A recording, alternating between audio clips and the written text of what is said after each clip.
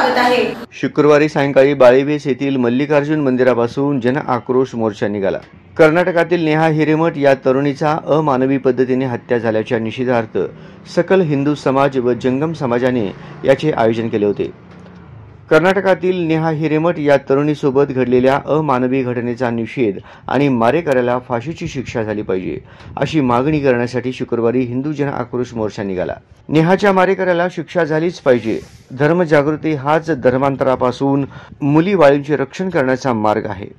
नेहा हम शर्मिंदा है, तेरे कातिल जिंदा है, जय श्रीराम अशा घोषणा देत किशोरी, युवती, महिला, युवा आणि धर्माचार्यांनी आक्रोश व्यक्त केला। बाळीबेस येथील मल्लिकार्जुन मंदिर येथून निघालेल्या जन आक्रोश मोर्चात मोठ्या संख्येने सोलापूरकर सहभागी झाल्याचे दिसले।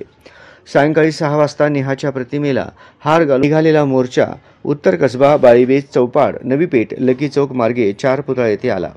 मोर्चाचे सभेत रूपांतर झाले। यावेळी नागणसूर मठाचे श्रीकंठ शिवाचार्य, मैंदर्गी मठाचे नीलकंठ शिवाचार्य महाराज यांनी मार्गदर्शन केले। विविध समाजातील महिला युवतींची संख्या मोठी होती। यावेळी श्रीकांत शिवाचार्य महाराज यांनी नेहा याच्या मारेकऱ्याला शिक्षा झालीच पाहिजे, धर्म शिक्षण आणि सजगता हेच लव जिहादवर उत्तर आहे असे मत यावेळी त्यांनी व्यक्त केले।